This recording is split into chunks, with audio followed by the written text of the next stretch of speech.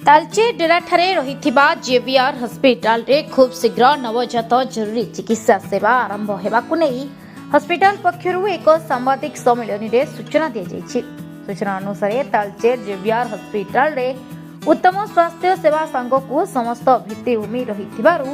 ए hospital को सरकार पक्षरु विभिन्न योजना रे अंतर्भुक्त करा जायछि। एथि सहित आसंता किछि दिन मध्यरे जेवीआर हॉस्पिटल रे नवजात शिशुंक पई जरूरीकालीन सेवा आरंभ हेबा बोली जेवीआर हॉस्पिटल अध्यक्ष भगवान प्रधान कहछन्ति। एथि सहित से कहछन्ति जे अनुगुल जिल्ला रे नवजात शिशुंक पई जरूरी सेवा सठिक भाबरे उपलब्ध होई पारु नथिबारु सही भली पदक्षेप नेबा सह हॉस्पिटल रे गुरुतर शिशु माननको किभली अधिकरु अधिक चिकित्सा जोगाई दिया जाई पारिबो से संपर्क रे सदा सर्वदा जेवीआर हॉस्पिटल तत्परता देखाउछि बोली सूचना दैछन्ति। तेबे नवजात शिशुंक पई एही जरूरी चिकित्सा सेवा आरंभ हेले अंचलवासी दूर दूरांतर को न जाई एठारे उत्तम सेवा पाई पारिबे बोली लक्ष्य रखा जायछि। याकु नै अंचलवासी मध्य रे एबे खुशीर माहौल देखिबा को मिलछि। आपण देखुतबे विशेष करी गर्भवती महिला एवं छोट न्यूबॉर्न जते बेबी बॉर्न होचंती इवन 5 वर्ष विदिन 5 इयर्स भितर जो छुआ मानकर तांकर इम्यूनिटी पावर कम थवा जोगु से माने सब बेले एमती डेथ रेट तांकर बहुत हाई। तो यही सब जिनस देखी आमर चेयरमैन जहाँ यही उपक्रांत अंचल रे आपणकर जो जेवीआर हॉस्पिटल खोलिकी ये जो स्टेप्स नहीं एवं विशेषकर बीपीएल गरीब गरीबा लोकों जो सुविधा करछंती एटा आज्ञा बहुत बड़ अचीवमेंट आम आशा करूँ। आग को आहरी भल भाव सार आमर ये जिनसा करेंगे एवं निश्चय आग को आम भल करूँ बोले आशा करुँ। विशेषकर छोट छुआ मान कौन है जो ऑक्सीजन कमी जावा इन्फेक्शन हो जावा जॉन्डिस हो जावा एवं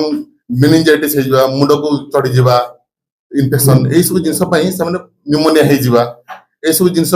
पार्टिकुलरली जो लो बार्थ छुआ जार ओजन बहुत कम थाए से छुआ बेसी मात्रा रे इन्फेक्शन जल्दी हो जाए। तो एम को जो इमिडिएट केयर जब मैडम कहले 1 ରୁ 2 घंटा भितर आप इमिडिएट केयर जो ने तो निकु पिकुरे एडमिशन करेंगे इन्फेक्शन होकर डेथ रेट अधिक होवार संभावना अच्छी। तो यही सब जिनस को आखिर रखी मैडम एवं सार एवं आम जेवीआर हॉस्पिटल यही सब समस्त डॉक्टर को आनी ये जो फैसिलिटी दे आप मानकर अंचल जो सेवा से आशा करछंती एटा बहुत बड़ आम आशा करूँ बहुत बड़ सक्सेस एवं आगो को आहरी जमी सार कहले आपंकर न्यूबॉर्न छुआ मान जो जो इन्फेक्शन एमती इन्फेक्शन से हुए जोटा कि आप इमिडिएट केयर जो न नेबे डेथ हेबाटा सुनिश्चित जमती कि जॉन्डिस है आप फोटोथेरापी देवे निकु केयर देवे न्यूनेटाल इंटेंसिव केयर देवे एसएनसीयू केयर देवे जमती सीपाप ऑक्सीजन नहीं पारुनी ऑक्सीजन देवा सहित खाली ऑक्सीजन देले हेबन ता सहित आपनकर मेसिन अछि गोटे बबल सीपाप आकार ताकू प्रेशर गोटे दिया हुए से प्रेशर देले ही छुआ तांकर श्वास प्रश्वास रे सुविधा हबो किंबा ब्रेन रे इन्फेक्शन हे गला छाती रे इन्फेक्शन हे गला आपनकर गोटे हायर एंटीबायोटिक सहित सपोर्टिव थेरापी ऑक्सीजन हेउ किंबा आपनकर इंटुबेशन करिके ताकू सपोर्टिव केयर देवा पे पड़ियो। ए सब जिंस गुडा हमर एटी सब प्रकार अवेलेबल अछि एवं हमर वेल एक्सपीरियंस डॉक्टर भी अछंती एवं सारंकर भी गभीर अभिज्ञता अछि मेडिकल फील्ड रे आउ आमे आशा करिवु समस्त एथिरे समस्त आपनकर सहयोग रहिबो एवं गरीब गुरुवांक सेवा रे आमे समस्त पाद मेळी आगे चलिबा। तो आमर ये आपंकर